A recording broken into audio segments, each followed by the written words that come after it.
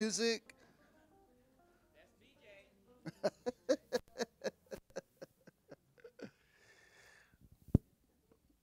Hey, Leon. What was it? Marshall and Corey, I saw them in Starbucks. I asked him how he's doing. What did you say? My presence was like, you said you were relaxed in my presence. What were your exact words? A soothing balm.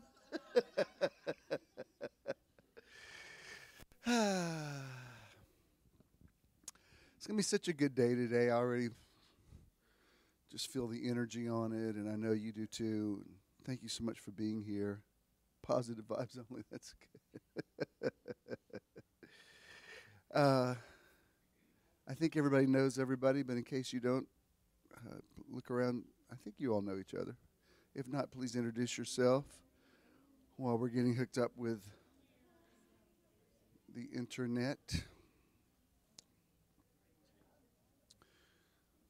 Whether you call it agreement or synergy or two or more gathered together or whatever, the fact is we're all here with intention, and you're all highly evolved, next level people who have very busy lives, but you're making this investment in yourself to come and get your word. And you could get it by yourself, I suppose, but there's something about being here in this environment. We do something that I can't do or you can't do. It's something that we can do, and it's this mysterious thing that everybody has a part of. So we're in agreement. Please remain standing. We'll get officially started with this, please, for the YouTube audience. Good morning, and welcome to Metron. Metron is measure or sphere of influence, and we want to help you find your Metron through motivation, enlightenment, transcendence, renewal, outreach, and networking. Today is your day to find your Metron, and we hope you enjoy the service. Good morning, Metronites. Give yourself a big hand. Glad that you're here. That's a phrase that Robert Rutherford coined. He said the Metronites are coming out here. Yeah, he's enclosed that chapel, and he's trying to get it. Yeah, he says his goal is to get it finished by our Thanksgiving love feast. So next time we go, you won't be freezing. We pulled it off last time, but it was a little nippy.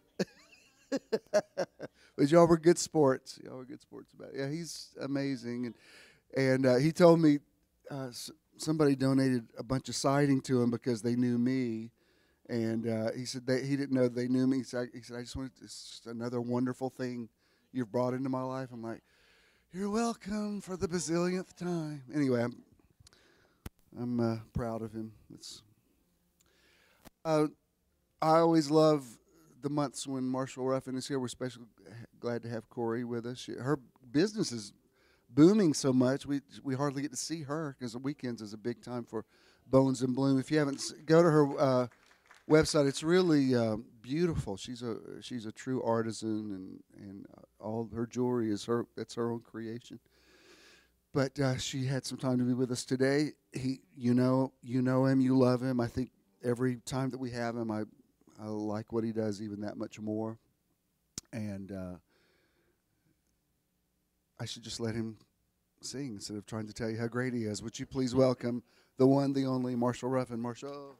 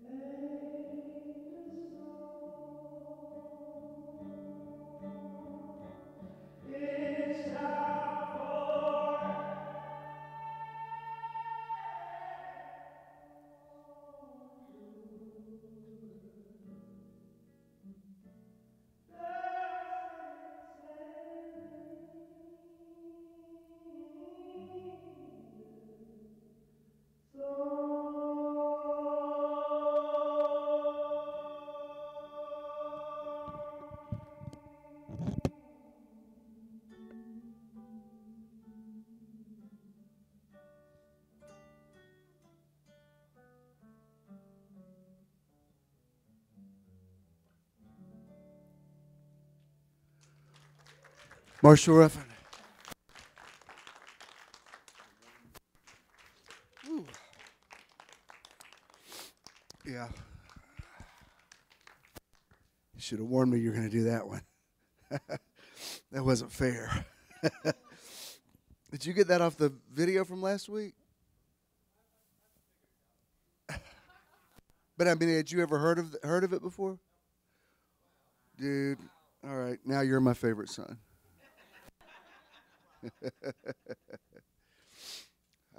Once again, tell Marshall how much we appreciate it.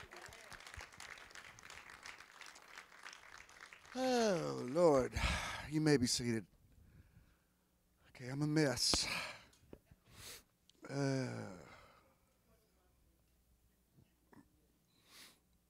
You may have heard me mention that second verse of that. I talked about it before last week. It was, it's the most beautiful lyrics I've ever heard in a hymn. It's, could we with ink the ocean fill, and were the sky of parchment made, were every stalk on earth a quill, and every man a scribe by trade, to write the love of God above would drain the oceans dry, nor could the scroll contain the whole, though stretched from sky to sky. It's beautiful, but it was that that verse was found scrawled on the walls of a man who was in an asylum. They thought he was, what they used to call a lunatic. He was put away, and here he's got this beautiful soul and this beautiful way with words. It's just, there's just a lot of very powerful energy on that. And my Aunt Joan, that was her go-to solo song, so it makes me think of her. And I don't know if any of you remember one of the schools of the Bible that I did. Donnie and Reba were with us, and Reba got up and sang that at the end, and it just, oh my God. It was just like, okay, that's it. Until today. Oh, good stuff. All right. Thank you for being here. I think a lot of people are out of town. Fro called me. He wanted you to know that tomorrow's their 30th anniversary. They're on their way to Jamaica. And he works in landscaping, so the last 2 Sundays he's been trying to get caught up on work before they left the country. So that's where they've been. But I know a lot of people are traveling today, so I'm glad that you're here. Ken's on call. I went out to stayed out there Friday night, and he had dinner with his kids and grandkids, and that was fun. And yeah, that was all of us. And so he was a happy man that night. Our outreach this month, of course, is to the ASPCA. We've done a lot for children's causes and international causes and veterans and disaster relief, and I just felt like there was an energy on this one too. It's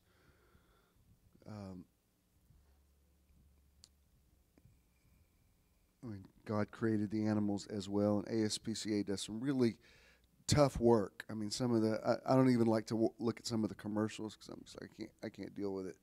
But I'm glad that there are people who are can do it, and so we can support that. So that's good. All right, I put the intention out about meditation weekend to celebrate our 4th anniversary. Y'all didn't even need a lot of encouragement. I just said, okay, we're going to do it, and already have people got the hotel. Y'all do not play. So I didn't want to go back to. I'm not saying we'll never go back to Jekyll Island, but that was so magical. I don't want to try to duplicate that. St. Simon's is right across the bridge from there. There's actually a few more options about places to stay. It's actually a bigger island, so be easier to find a place. You can even stay in Brunswick. You could stay on Jekyll Island. It's all right there together.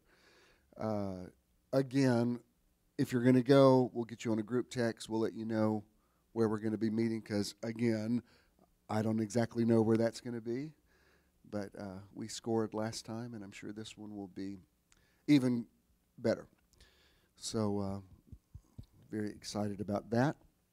I just didn't feel, I love what we've done in Piedmont Park to celebrate, but I just wasn't feeling it this year.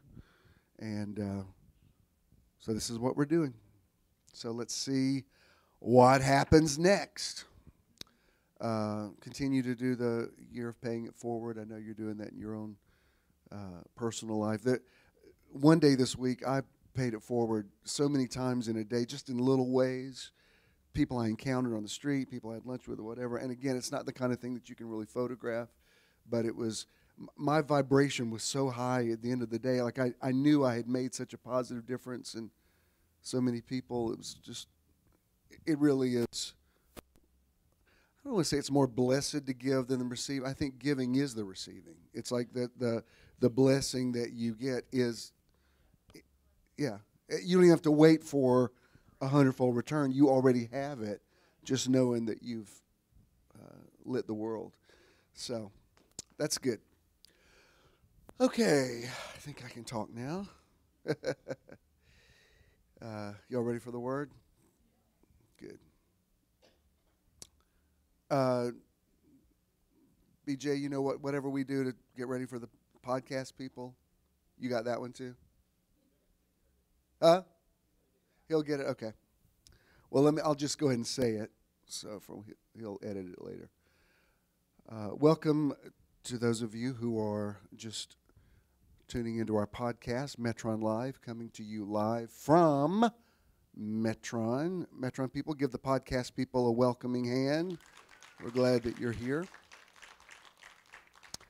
And the podcast is great, but there's nothing like being in the theater. So if you can make it here, to be here in person, it's actually even better. I started a series last week entitled Consciousness and Visualization, Finding a Practical Roadmap for the Fourth Dimension. Now, according to quantum physics, there may be infinite numbers of dimensions. Initially, they thought there were 11, then they thought there were 18. Now they just use the term multiverse. And as I've taught you before, I believe that every word you say creates some reality in one of those dimensions, and something eventually gets manifested here. Every word wants to be made flesh. One thing I didn't say last week when I was talking about Abram and Sarai, who became Abraham and Sarah, we talked about how the promise of God was just a starting point, that they were told they would become parents, and they were not obsessing really, but just they were focused on that promise. And what God says to them in Genesis chapter 13 and in chapter 15 is, count the dust, and then he says, count the stars. In other words, yes, this is great that you're going to defy logic and become parents at your advanced age, but what I want you to see is you're going to become the father of the world. You're going to become the father of many nations. What I didn't say last week, and it's probably advantageous that I saved it till today to say this. When you go over to Romans chapter 4, it says something that's very interesting.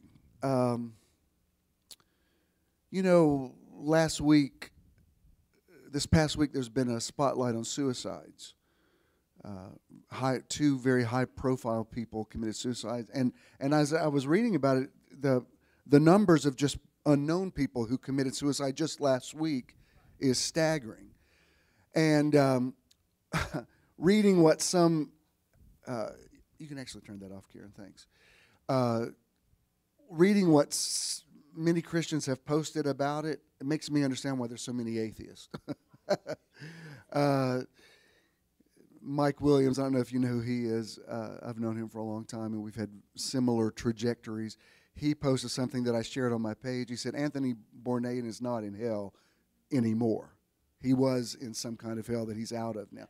And what I noticed, and this is no reflection, because people that I know and love and am very close to would post things like, wow, these people really need Jesus. And I want to say, can I just tell you, I know plenty of people that have known Jesus that still committed suicide. I mean, the man who was the bishop who ousted me from the organization I was in, he committed suicide.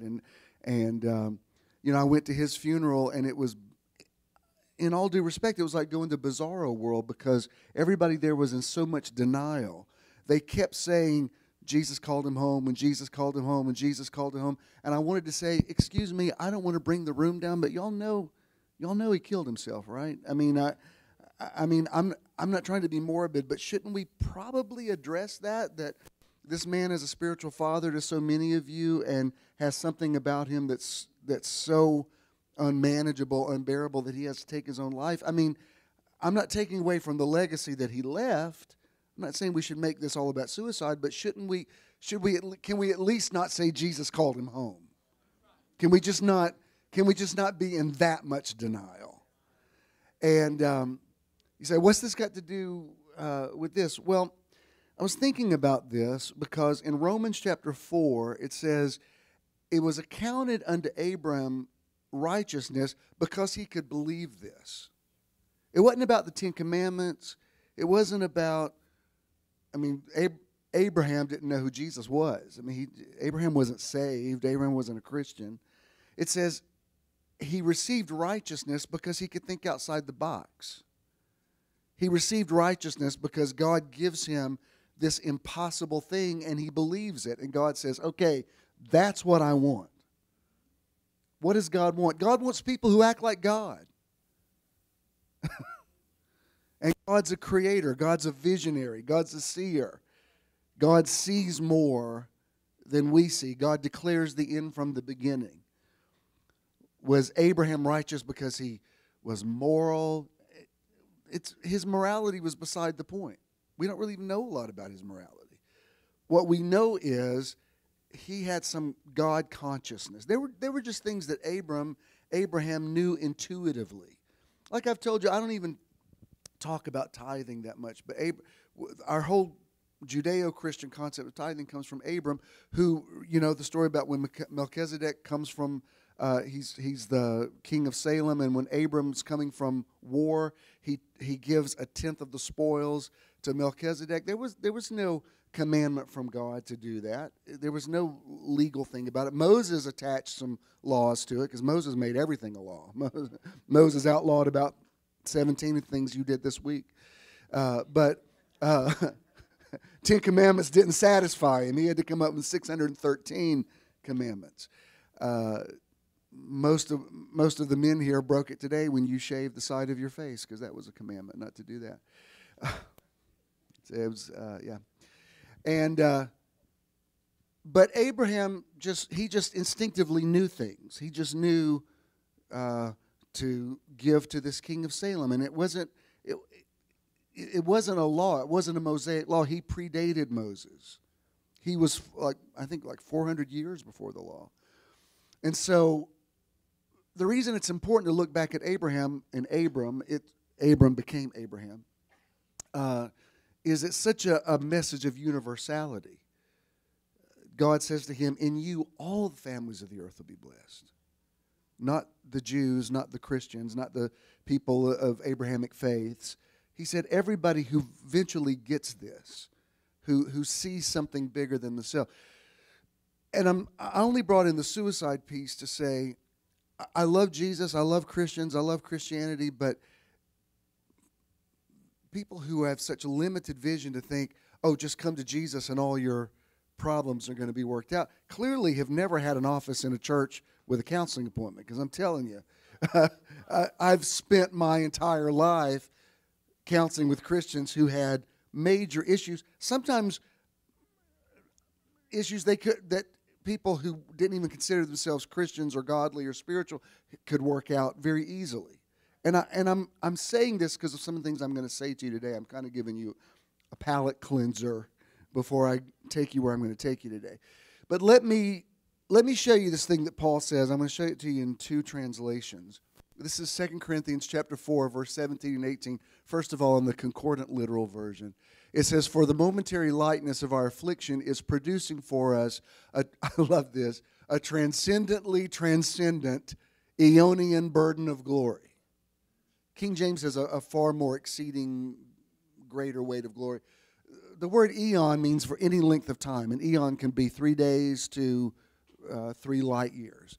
But I love, he says, transcendently transcendent, at our not noting what is being observed, but what is not being observed. For what is being observed is temporary, yet what is not being observed is eonian. King James says, what can be seen is temporal, what is not seen is eternal. The reason I want to use this as a foundation today is we're talking about finding a roadmap through the fourth dimension. As I said, quantum physics says there may be infinite dimensions, multiverse. For our purposes, let's call the fourth dimension anything that's beyond what we can see, anything that beyond what we can perceive with our 5 natural senses. We live in a 3-dimensional world. Everything that you perceive has breadth and length and depth, height. Fourth dimension, basically, it's just another way of saying the spirit realm, the unseen realm. And what he's saying here is, look, it's kind of an oxymoron. Look at what you can't see. Because what you can see isn't really the reality. What you can't see is what you should be looking at. That doesn't make sense to the natural mind. Well, if I can't see it, how can I look at it? Exactly. Let me show it to you, just verse 18 in the Jonathan Mitchell New Testament. It says, while we are not constantly fixing our gaze on or carefully noting the things that are being constantly seen or repeatedly observed, but rather we are continuously looking at those things not being constantly seen or repeatedly observed, because the things being constantly seen and observed are for a season, temporary, or set toward a certain situation, or transient. But those things not being habitually seen or observed pertain to and have their source in the age or are eonian or continue age lasting. I don't remember what night it was this week. I get this urgent message from Michelle. She says, Wizard of Oz is on. What? What's it doing on? And I'm like, have you ever met me? Of course I'm watching it. And I wasn't even going to watch it. I don't even know why it was on Turner. I probably... TCM is my second most watched channel. I should probably just have 2 channels instead of everything I pay for Xfinity every month. But anyway, I wish you could tailor make. Can I just pay for these only 3 channels that I actually watch? But I've seen it so many times, and yet, I mean, I was doing other stuff. I was online. I was answering email, but I was watching it. As I'm watching it, I'm quoting. I'm quoting it, I'm waiting for the next line. And there's so much about that's about being transcendently transcendent and seeing beyond, even the way they did the opening sequence in black and white, and then they turned to Technicolor, and it's showing there's another way to see. Dorothy sees, beyond the rainbow. Toto, I don't think we're in Kansas anymore.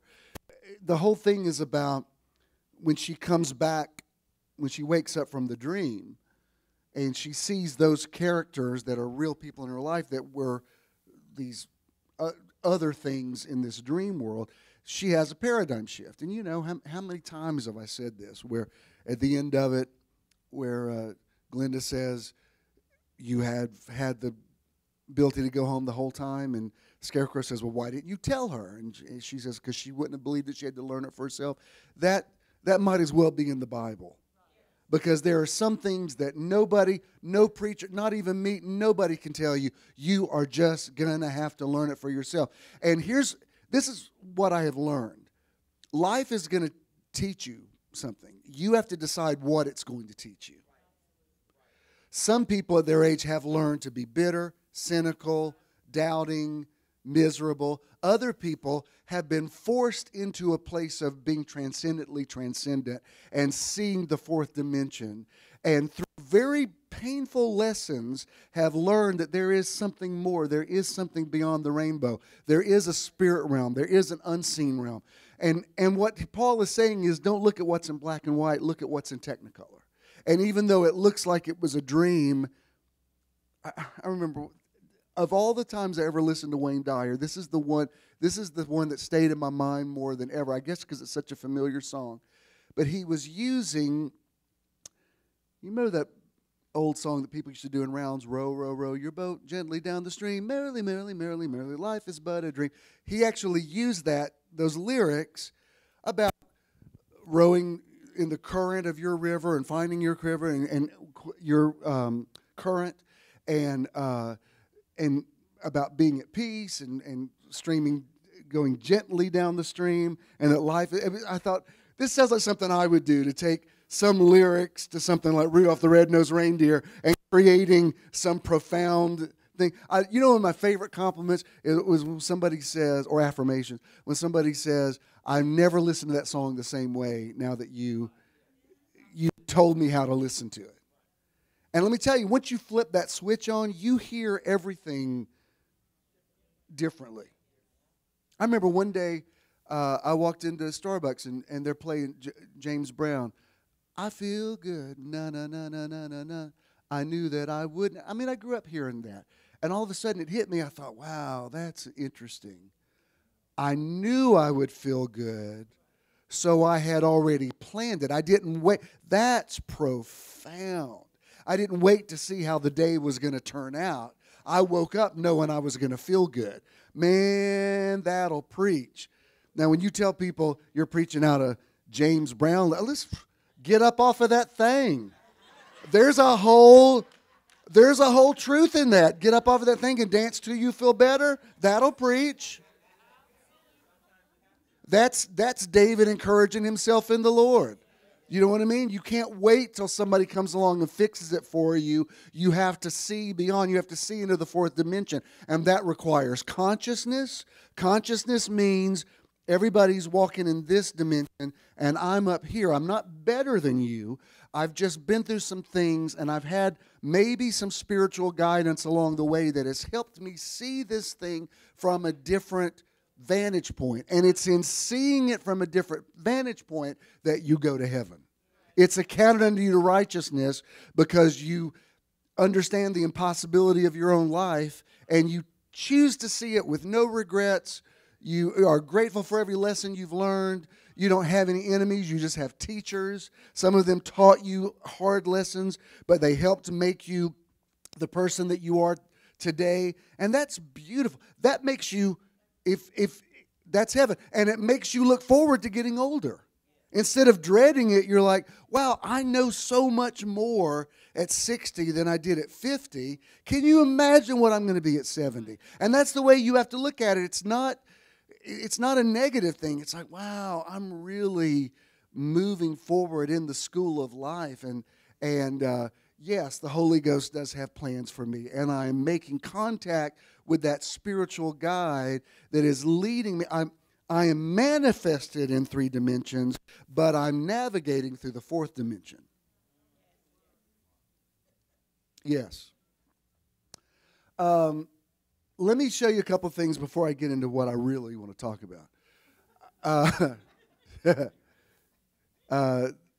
This is simple, but this is it. It says, to make the world a better place, see the world as a better place.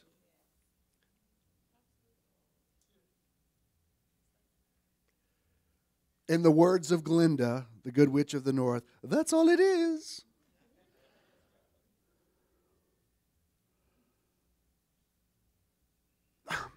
The reason I haven't banned songs about the cross or whatever, but I don't think Jesus sees the cross the way Christians see the cross. You've got a whole generation of people hanging on to it. So I'll cherish the old rugged cross. And Isaiah says, he shall see the travail of his soul and be satisfied. In other words, I did it. It's done. I'm not there anymore. I'm out of the grave. All power has been given unto me. I serve a risen Savior. He's in the world today. I know that he is living. Whatever men may say. You ask me how I know he lives. He lives within my heart. That's the God awareness. That there's not enough Calvaries or crosses that are ever going to give you that.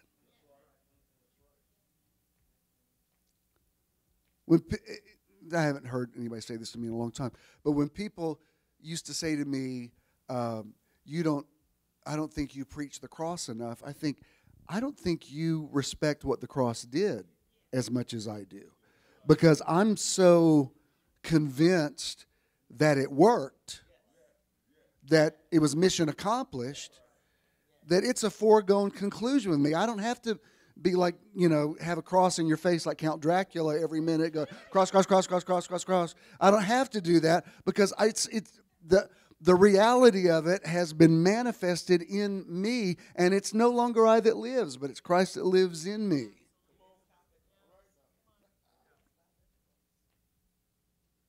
That's why my definition of communion is different now.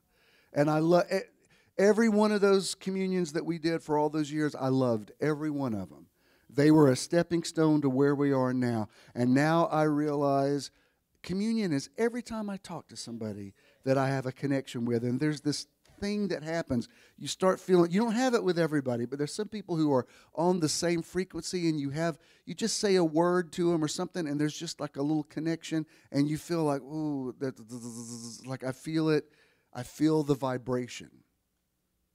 It's communion. And it doesn't even occur to me, somebody go get a cup with some grape juice in it. That's not what Jesus was saying. When he said, "This is my body," he was saying, you guys who are a part of me that he loved. I mean, even after the resurrection, it's going to find Peter. I want to know, do you love me? Was this real? I need to know, was what we had bogus or was it really real? That was communion, the real connection that you have with somebody. That's a living thing. It's not a religious ritual. I mean, for years, before I had the boldness to preach what I really believe, which is what I preach now, I never got into those.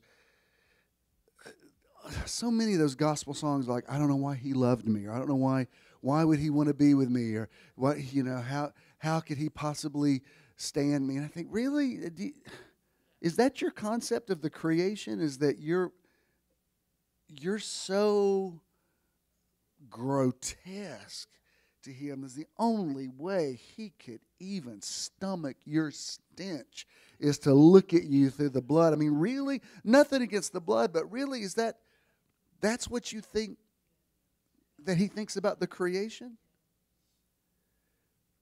Just that picture that we showed a minute ago of Ken with his kids. I know that joy. When all of my kids are together and everybody's getting along and everybody's happy and we're all being sarcastic with each other and laughing, it's like I feel like, this is as good as it gets. I love these people. Where do you think I got that from? I got that from God. How good and pleasant it is for brethren to dwell together in unity. Psalm 133. And when I used to read that, it says it is like the oil that ran down upon the beard. It says even Aaron's beard. And I used to think, why does it make a point to say that the oil ran down upon Aaron's beard down to the skirts of his garment? And one day it just hit me. I thought, because only when I say a man, I mean a mature. I don't mean women couldn't get this. I'm saying a boy couldn't understand it. It would have to be a man with a beard, a man who has matured to understand how important unity and harmony and concord and getting on, why all that's so important. A kid doesn't understand that. You remember when you were young and you got married and you used to fight over like things like who left the toilet seat up and how you squeeze the toothpaste. And as you got more mature, hopefully you understood this is the way they are. There's no point in me yelling about it. I'll just get a different tube of toothpaste. We'll get let's get a place with 2 bathrooms, and you do whatever you want to with your toilet seat. Mine's going to stay down. I mean, really, that's maturity. It's saying life's too short to be fighting over stupid stuff like that. Let's figure out a way to coexist. How good and pleasant. It takes an adult. The oil ran down upon Aaron's beard. It's adult comprehension of seeing the world from a different place. And it comes to the world gets better because I see that it's better. I'm very aware of moving through life on several tracks. Like, I watched the news this morning. I know what's going on. I mean, I'm aware of G6, G7, G8. I'm aware of who's in Singapore, what's going on. I mean, I know all of that. I like to, I see it from my vantage point. Okay, boom, there it is. I know what's going on. Then I go back to, but this is the way I see the world. I see the world is that we're all moving to a better place. We're all moving to a higher dimension. We're all that, and pardon me, I'm not going to leave that vantage point. You can call that denial. You can call that being a Pollyanna. No, I live in the real world. There's homeless people that live that are like on my block. I'm aware of that. I know that there's stuff that goes on. I do what I can to light a candle when I can. I also still see it's a beautiful world. How can it be? Because it is. Because that's what I see. Let me show you this next Einstein quote. I love it. I don't think I've ever used this Einstein quote. It says, any fool can know the point is to understand. Now, now, I've been thinking about this, and I've had this thread has been in several conversations I've had this week. Just hear me out on this. I understand that forgiveness is a major tenet of Christianity. I understand that. I know the whole piece about forgiving 70 times 7. I know, I'm aware of all of that. I also know that sometimes there are things that have happened to you because of what somebody did to you that you can't pretend like it didn't happen. It didn't alter you. When people say, until you've forgotten, you haven't forgiven, I think, well, then I must not have ever really forgiven anybody. Nobody significant, at least. I mean, I've had some people I barely knew who have apologized for stuff. I'm like, I don't even remember that happening. But, the real significant things that really, really profoundly affected you, it's unrealistic to think that you are going to forget that. And I don't believe in denial. Ken, like I said, he's on call. So last night, this movie about Mr. Rogers, like a documentary, I went to see it, and it was really very interesting because I had forgotten Mr. Rogers really, he spoke to kids as, as intelligent. He said, I believe that kids have deep feelings and they have deep opinions. And his first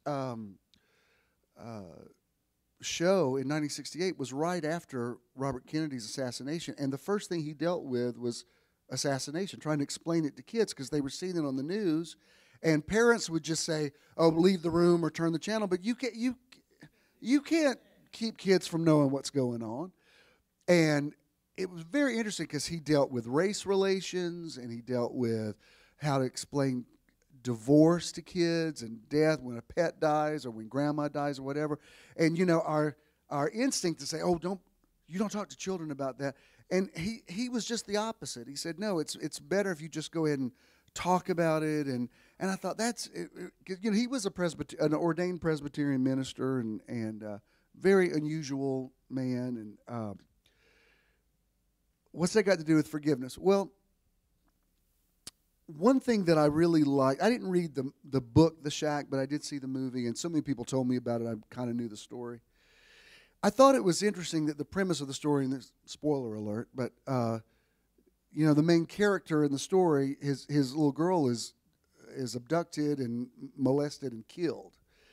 And that's the kind of thing, I don't think you could ever forgive something. I think that's unrealistic to say you certainly couldn't forget it. But to say, well, you need to forgive that guy it nearly makes the pain even worse, because it's like saying to somebody, this is this unthinkable thing that happened to you, but because you're a Christian, you got to forgive.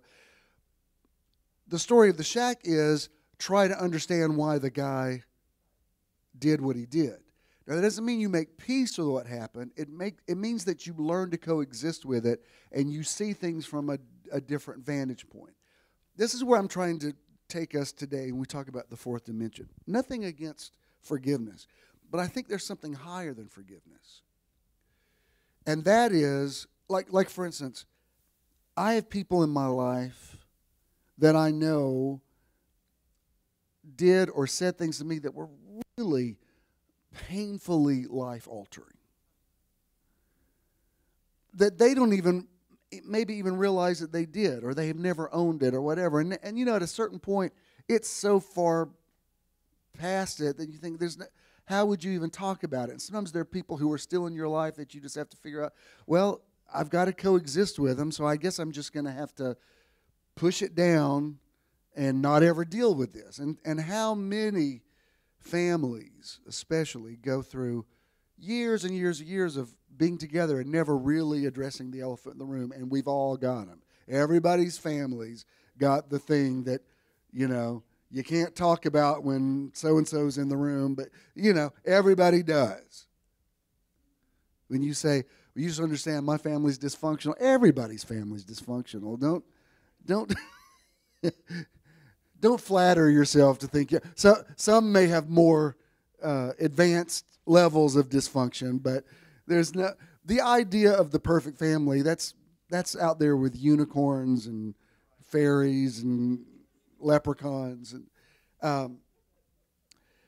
but what I have learned, not just with family members, but with different people, I've realized my trying to forgive this person, I'm going to go through the motions of it. And I've studied the art of forgiveness. Remember the time we were at church, and I had everybody, you wrote a letter to the person that you needed to forgive. And there's forgiveness experts have talked about once you change your grievance story, that's how, and there's a whole truth to that. Like, yeah, that is true. But there's also this thing about when you've forgiven somebody and you think it's totally over and you don't ever have to deal with it again. And then there's this one day that you wake up and you think, yeah, but why did you do that? I mean, you think you've made all this progress, and then something will trigger you, a memory, a song or something, and you're like, you can't help but think, why the heck did you do that? Or why did you say that? Or how could you have done that? And anybody who says they don't deal with that, they're just either lying or in denial.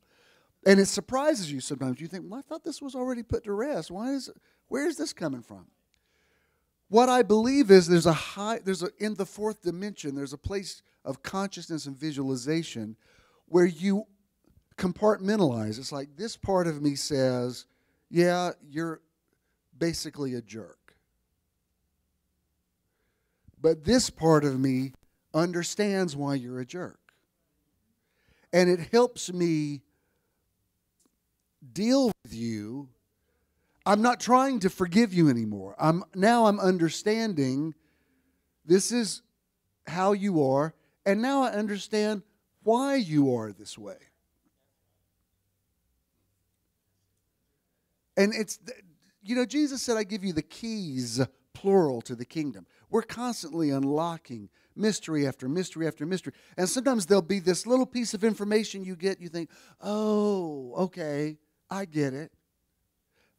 She won't mind me saying this, but she has a sister who's 7 years older than her, and they have had a complicated relationship their whole life, and still do. Her sister fell and broke her hip recently and didn't want mom to know. It's like that kind of thing. Like she does it, like, and we don't know why. Like why wouldn't you? And then finally she told her, like, yeah, we've known for 2 or 3 months, but okay. And I was thinking about it the other day because mom and her twin brother just turned 80. And, you know, when twins are born, it's such a novelty, and you take so many pictures of them. And I was looking at it one day, and at all these pictures of Mom and Dom when they were born, and they would, my grandmother would dress them in, it was boy girl like a boy girl sailor outfit. So there's a zillion pictures like that, and I thought, you were born in 1938.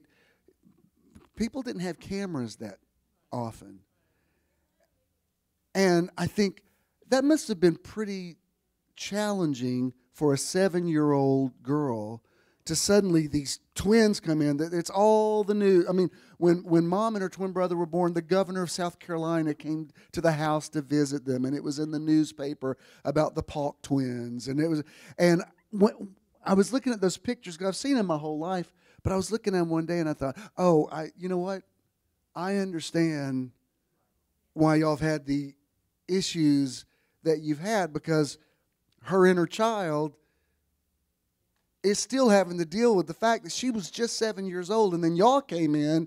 I don't see any picture. I mean, once in a while you'll see a picture of her sister. There's a zillion pictures of Mom and Don and all, matching sailor suits and, whatever. And because it was a novelty. And I remember seeing pictures that in the church that my grandfather pastored, there were 2 other families that had twins. One had boy twins, one had girl twins, and then Mom, it was a boy and girl. And so there was all these pictures of the 3 sets of twins. It was like this big deal. And when you understand how somebody is seeing somebody, you think, oh, I get. Not only do I get it, but it helps me deal with this person in compassion. I'm not telling you to give up on forgiveness. I'm saying don't just settle for that. Last week I was saying don't just settle for the promise that you're going to have a baby. Go out and count the stars. You're going to become the father of the world. And you shall all the nations of the world be blessed. Don't just obsess over, I'm trying to forgive this person. Walk in a place of understanding where you understand why people are like they are.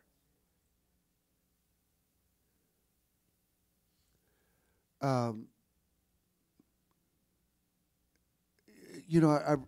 go down my Facebook feed and I read different people have different perspectives on everything from the NFL to whatever, and I think, just take a minute and think how you would feel if you were if you were in that people group. It's so easy to look at it and say, oh, well, you should feel this way. There's no way you can fully empathize with somebody who's not like you. There's some things men are never going to understand about women. There's some things white people are never going to understand about black people. I mean, it's just unrealistic to think you're going to totally get it. But at least to try to get in somebody else's head for a minute and say, how would you feel? When people say, y'all don't get weird on me, when white people sort of disrespect the Black Lives Matter, I think that's easy for you to say. Think if you were an African-American person with a son try to think what that would feel like to worry every time your son leaves the house he might be racially profiled. I've told you this before, but I remember when we lived in Covington, I'm in no way it's not the same thing, but it helped me understand a little bit what that must be like. When Judah had long hair and we lived in Covington, cops pulled him over all the time and searched his truck for no reason, just because he had long hair. And I remember how violated that used to make me feel. I can't imagine what parents feel of African American or people of color who have sons who automatically are viewed as a threat or whatever. It's like constant. Now again, I'm not trying to, I know when I say things like this, it tends to polarize people. What I'm saying is push in a little more, and before you release an opinion, think about how you would feel if you were in that person's skin or in that person's gender or in that person's, like I haven't said a lot about it, but June is Pride Month. And I remember being in a place where a pastor said to me, he said, I've read your story and I'm totally fine with it. He said, I just don't understand, why do they have to have a gay pride? He said, we don't have straight pride. And I said, really? You really don't? And this is before same-sex marriage was legal. I said, you could meet a stranger this afternoon of the opposite sex, and you could marry them. I know couples, same-sex couples have been together 40 years, can't get married. So yeah, and there's some things about, you've never seen me marching in a parade. I see there's crazy stuff that goes on, but I also understand. Well, when you've been pushed down and pushed in the back and said your people are ashamed of you and families have disowned you, yeah, you might want to take your shirt off and walk in a parade and go, this is who I am, deal with it. It's not my journey, but I understand. Yeah, I get it. I see why you would want to do that. And if people don't like it, then just stay home. It'll be over with in a few hours.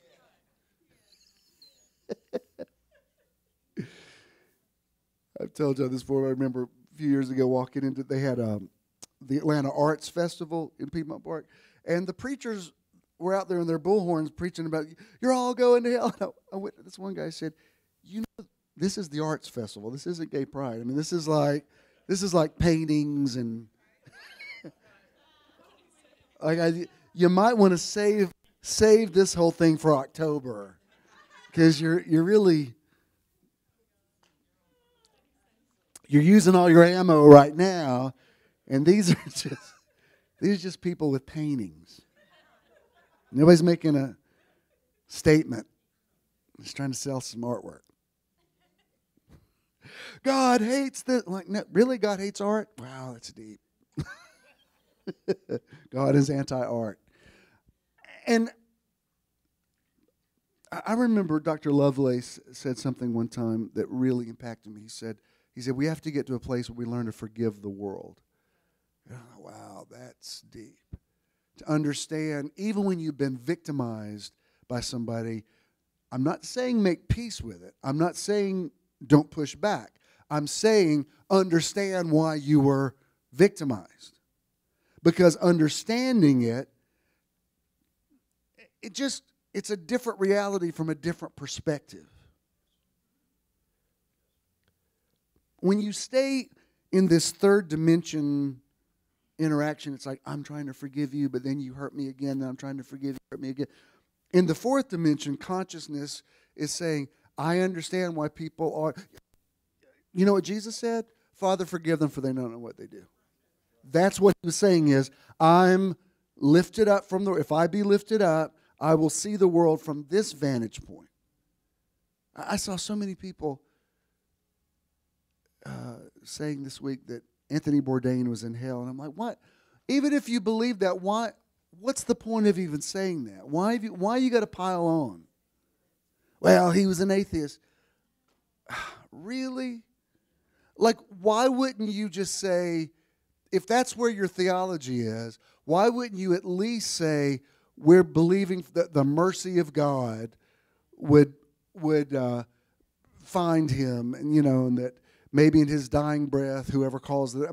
Why wouldn't you at least hope? You're so smug in your Phariseeism that you can just say, gavel, hell, and I don't want to hear anything. Like, what? Why would you automatically go there?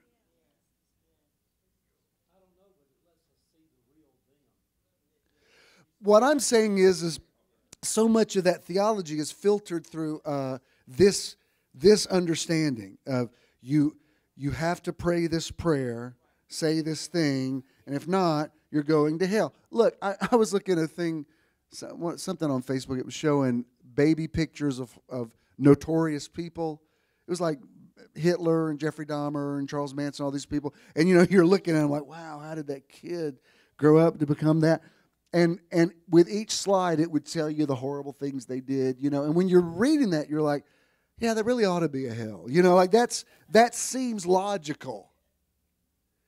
But what's also illogical is that somebody's sweet grandmother who loved people because she didn't pray the right prayer, that she's in hell too. None of those things make sense. So why wouldn't you just say, there's things that I don't have the answer to, so I'm going to go for the love of God.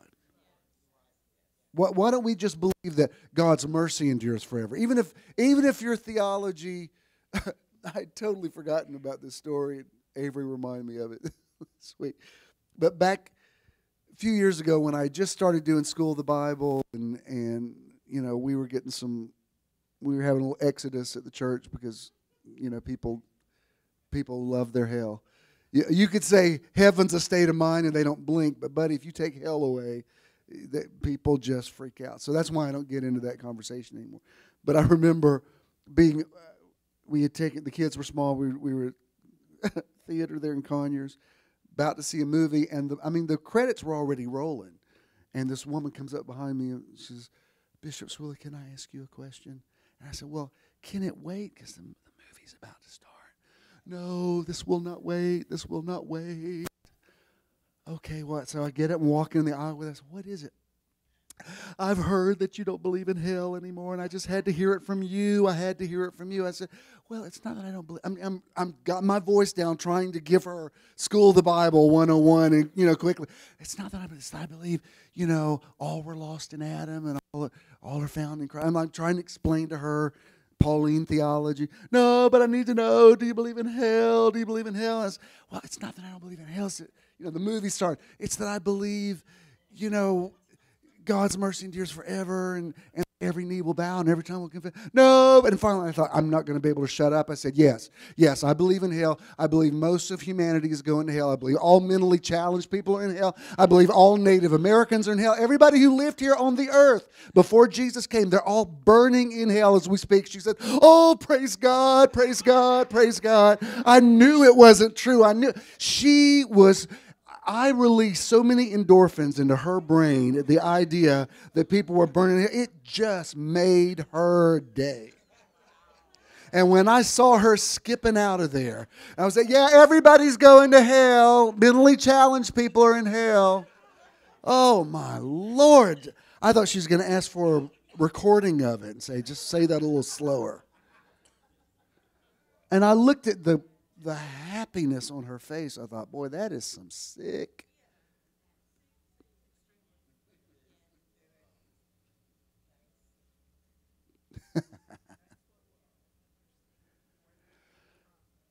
Which is where I'm going with this.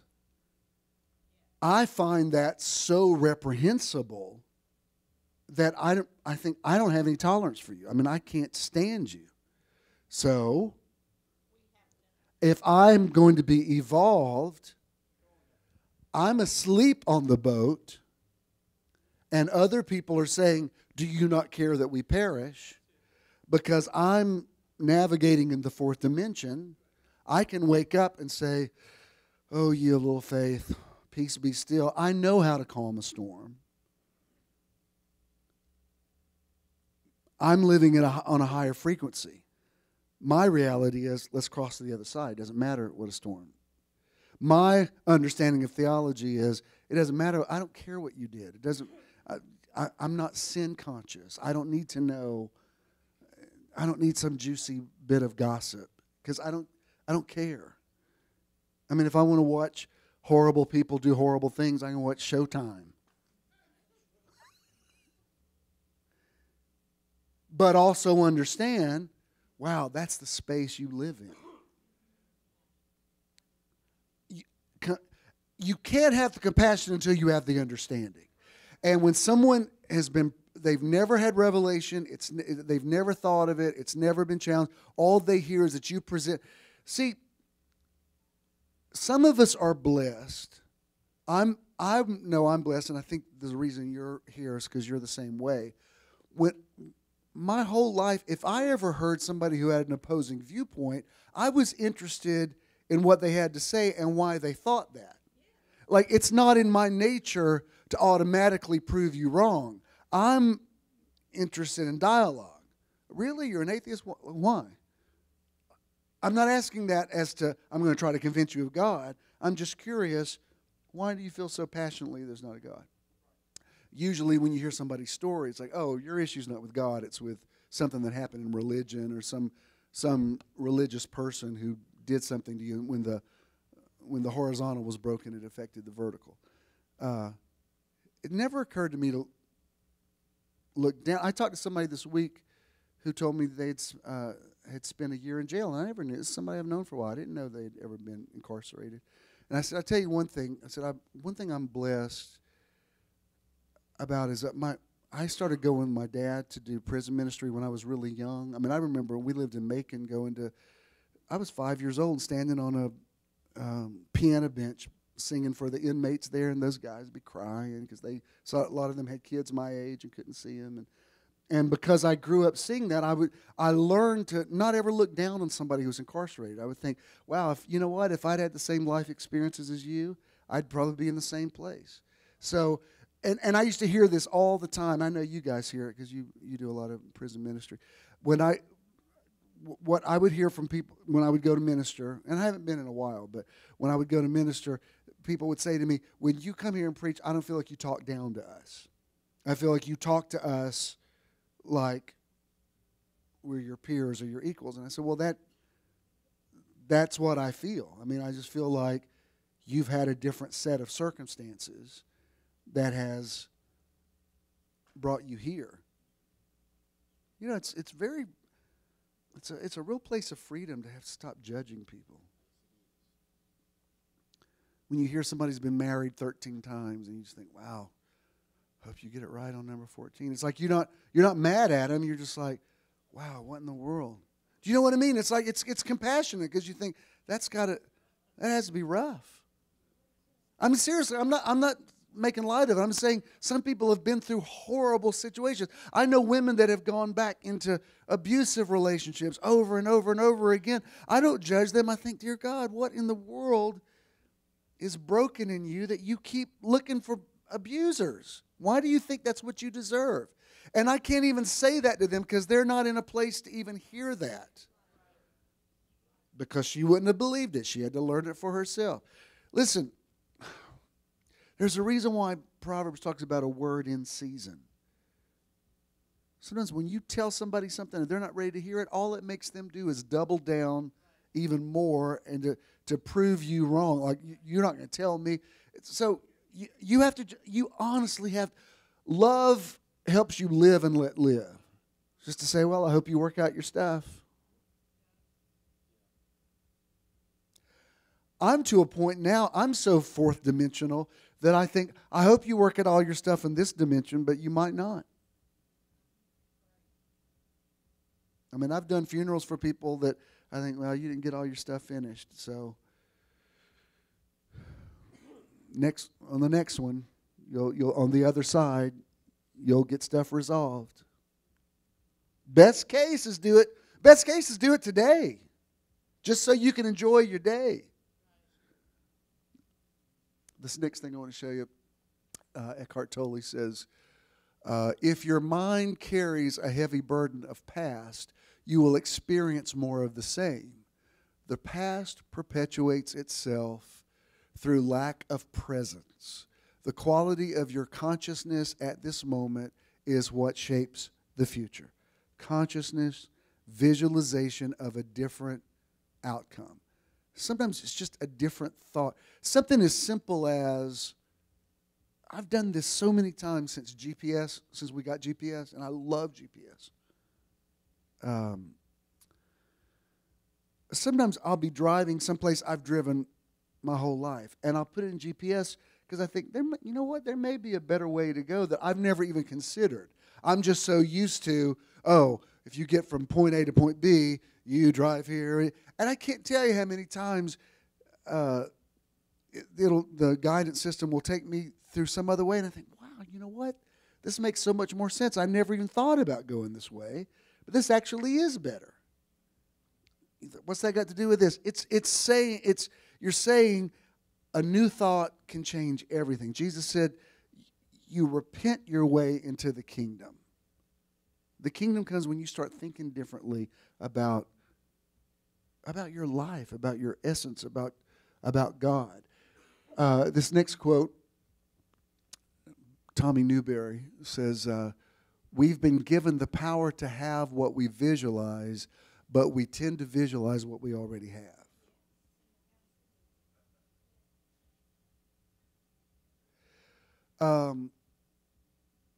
I don't want to make it a bigger deal than it is, but just the fact that we're going to do something different this year to celebrate this anniversary. Because I'm at a place now where I think I need to, what's next for Metron? I got to figure out what do we, because I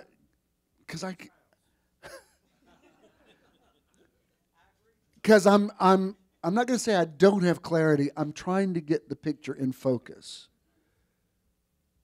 because I think I want to manifest a building, and then we go do something else, and I think, do I want a building?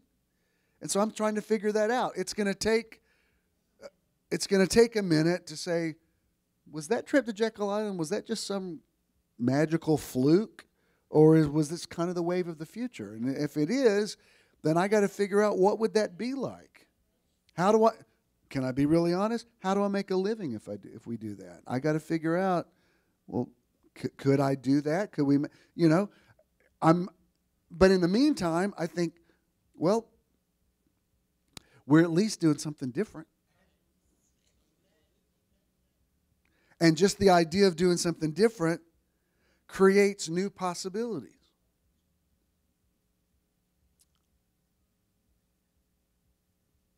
Which brings me to this scripture, Romans 4:17. This goes back to Abraham and Sarah. Verse 17 of Romans 4, as it is written, I have made you the father of many nations. When did he say that? Years before Sarah ever conceived. I have made you the father of many nations. He was appointed our father in the sight of God, in whom he believed, who gives life to the dead and speaks of the non-existent things that he has foretold and promised as if they already existed. That's what King James says, calleth those things which are not as though they are. That's not living in denial.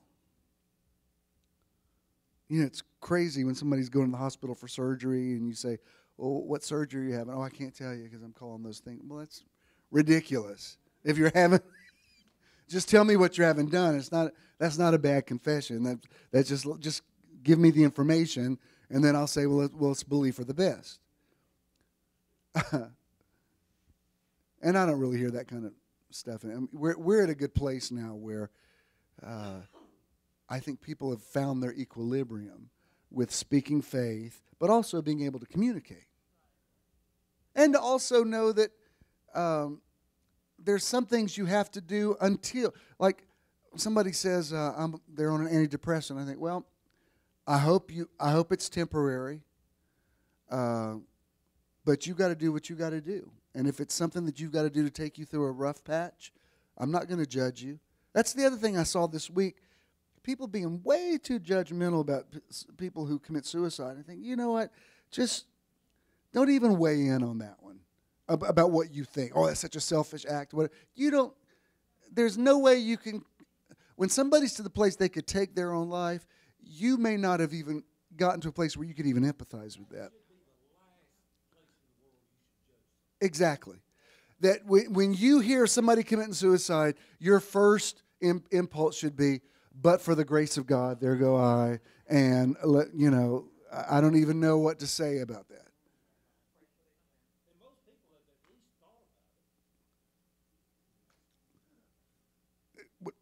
Probably. Just that whole judgmental thing is so ugly. And it sets in motion such a negative spiritual law. I mean, it's just this simple. With the same measure you meet, it'll be measured back to you. Judge not, and you'll be not judged.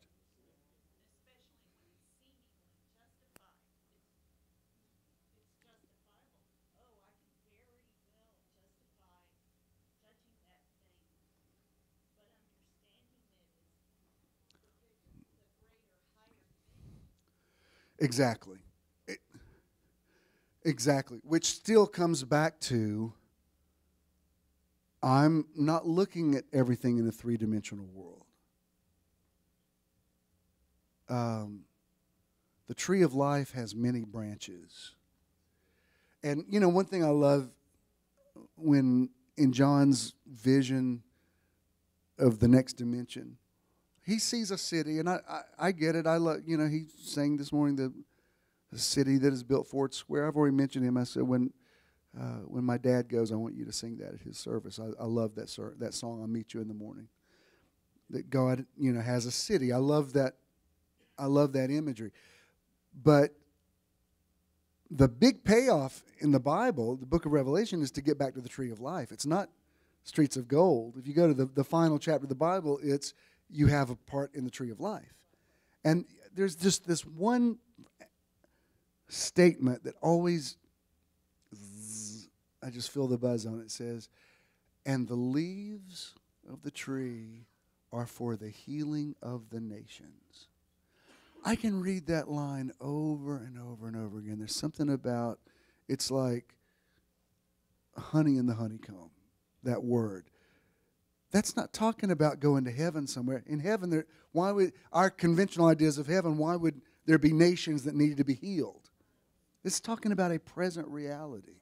The more people we can get to see their paradigm, to see through the tree of life. There's not the good and the bad stuff that's happened to me in my life. I don't see my life through the tree of the knowledge of good and evil.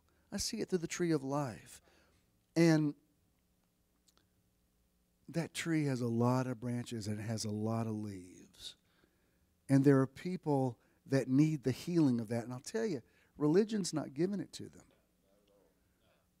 There are some people in a certain state of mind. Look, if your father just committed suicide and then somebody tells you he's in hell, that doesn't make your load better. That's not going to help.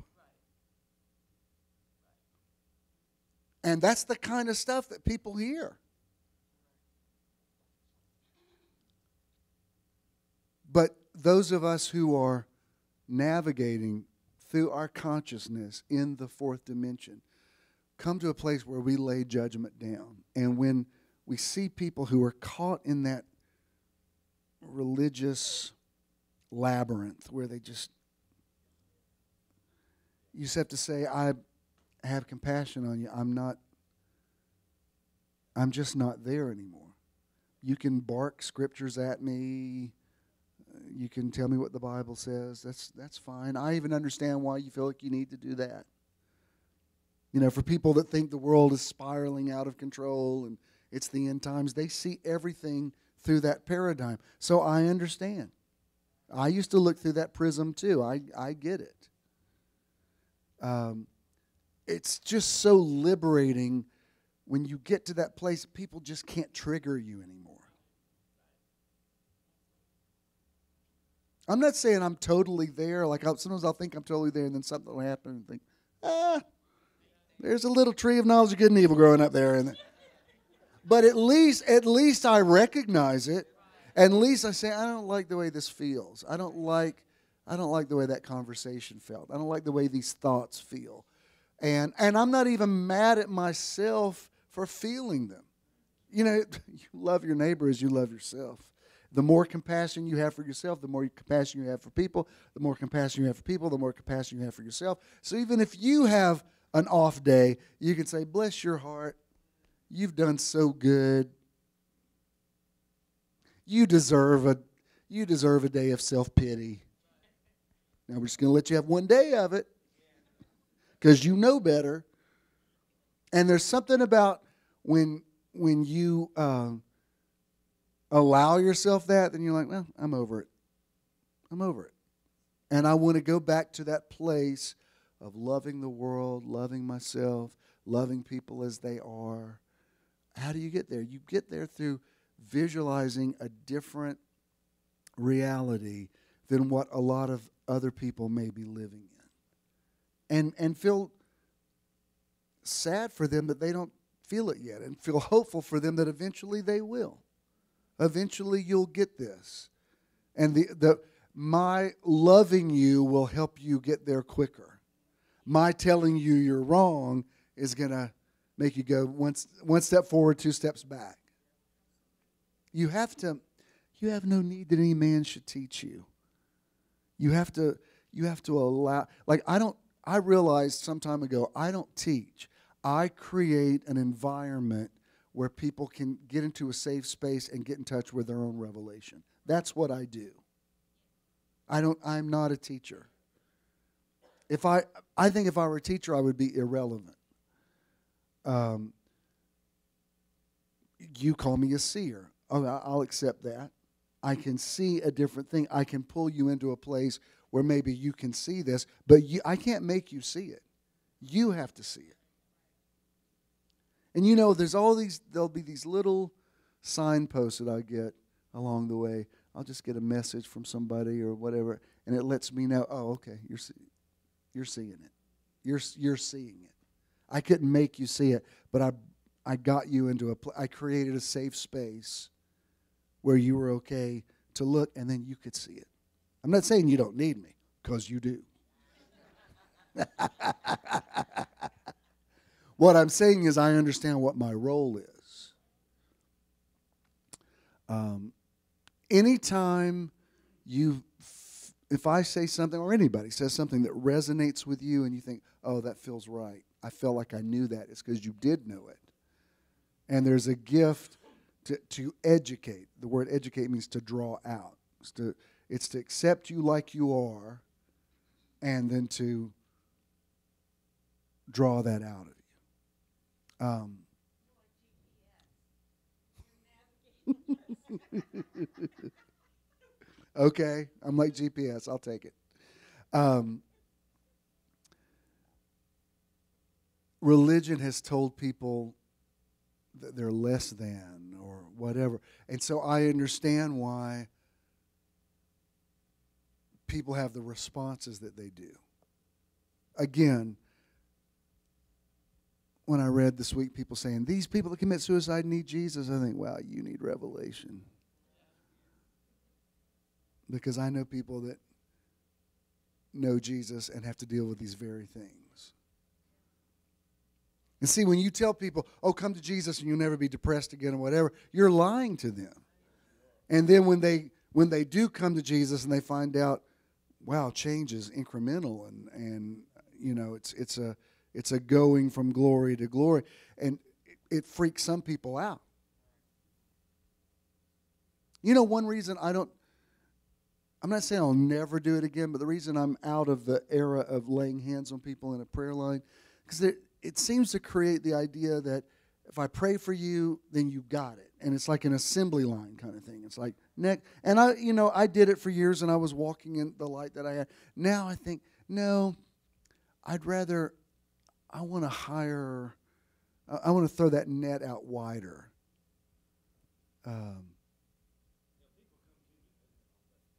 Right. Well, and there's used to be this thing that would happen in charismatic mindset, that if somebody fell out, they're like, well, they got it. The one that didn't follow, they must not have got it. And it creates this whole weird other thing, like, oh, they didn't get it. And it's just, yes, it's more judgment. It just keeps, like, you don't know what's going on with somebody. When somebody's not demonstrative in their worship, they might just not worship like you. You can't judge them. Maybe they're in a different place. That's why James says when you come together, what Paul said, when you come together, one has a tongue, one has interpretation, one has a praise. James says, if there's any afflicted, let him pray. If there's any happy, let him sing songs. If there's any sick, let him call for the elders of the church. He was saying it's not this monolithic thing. You come together and everybody's in a different place. And you have to respect this is where they are. That's why when you have those moments, we tapped into it on that beach a few weeks ago. You have those moments where, everybody's really in the same. We just hit some little sweet spot of unity there. I don't know when it happened, but everybody's. I nearly think group meditation is more conducive to that than even praise and worship, because people worship differently. But when everybody's just not doing the same thing together, it's amazing how, in some dimension, everybody connects. When we stood there in the surf, made a circle, just for a minute, that energy, it was like, wow, something just. BJ said, if you don't mind me quoting, he said, I actually closed, was that Saturday night or Sunday morning? He said, Sunday morning, I closed my eyes and opened them. He said, I actually physically saw differently. He said, I don't know how to explain it, but even my natural vision was different. I have felt different. I've noticed several things have happened that typically would have made me anxious or get me upset, and I'm like, just much more laid back. Who knows where? I love when we do it in here, but we're a little bit limited, with what we can do here. There's something about when you've set aside time that's just for that, it really does create something special where you can call those things which are not as though they are. Let's all stand. Are y'all feeling me on this thing about coming up to a higher place? Stop trying to forgive people and just understand them. It's going to make it so much easier. You might not even ever see them again, but at least you can understand them. Like some people, you're just like, I can't let you into my space. You're too, but I understand why you are like you are. And I'm not even judging you. I accept how you are.